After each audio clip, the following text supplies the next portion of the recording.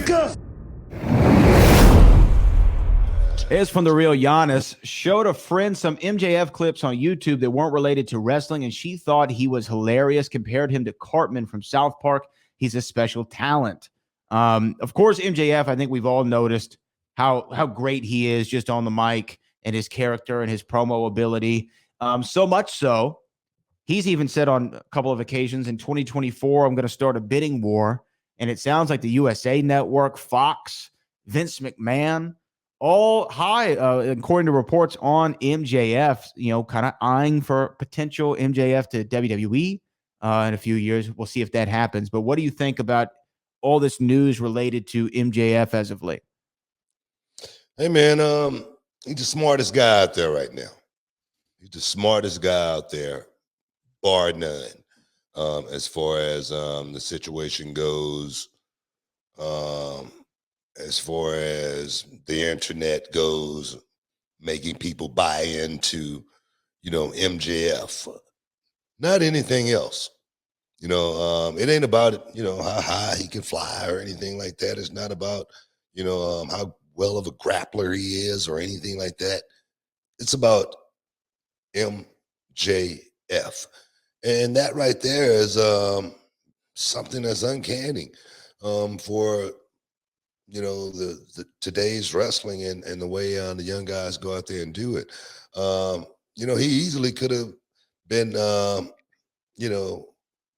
trending, let's say that, for saying, and WWE sucks and all of the guys there suck along with it. He could have easily been trending for that. But you remember what I talked about earlier when we was talking about R-Truth?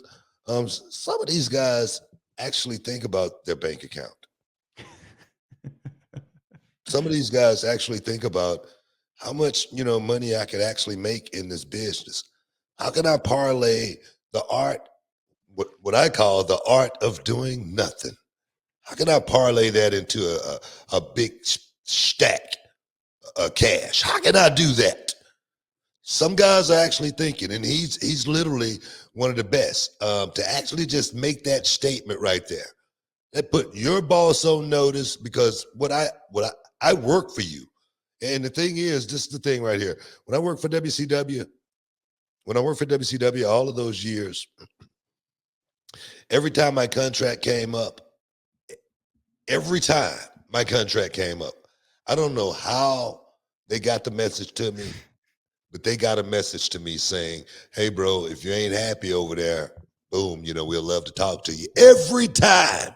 You know what I mean? And I never said anything about it. I never talked to anybody about it, but it felt good, to know that, man, these guys, they're talking about, wanting to bring me in. So I know they're going to pay me to bring me in. That's the position that he's in right now. And it's a very, very unique position. And I applaud him for it 100%. I think that MJF is, like you just said, at the end of the day, just a smart businessman and knows what his value is and knows what his potential value is. And look, Brock did it, right? Brock did it with UFC, though, right? Every time Brock's contract started to come up in WWE, he said, I think I want to fight again.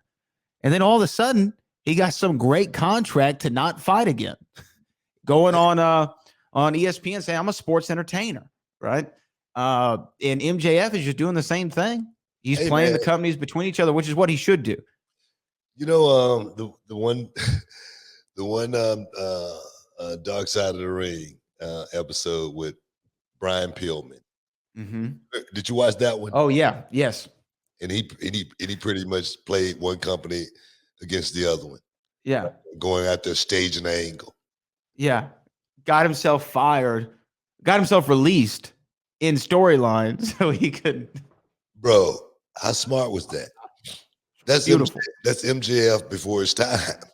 You know what I mean? So for me to watch this happen and play out, man, I applaud it, man, because I tell every one of these young guys, take notes from MJF. You might learn something. You might learn something opposed to going on the internet and say, because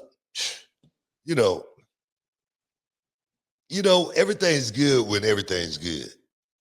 But when everything's bad, oh my goodness, that's what guys need to think about. What's up, this Booker T, two-time Hall of Famer. I know you're checking out The Shine, checking out The Gloss. I want to thank you guys for checking out Roe on YouTube. Hey, don't forget to click and subscribe to check out all the latest content right here each and every week. Now, can you dig that, sucker?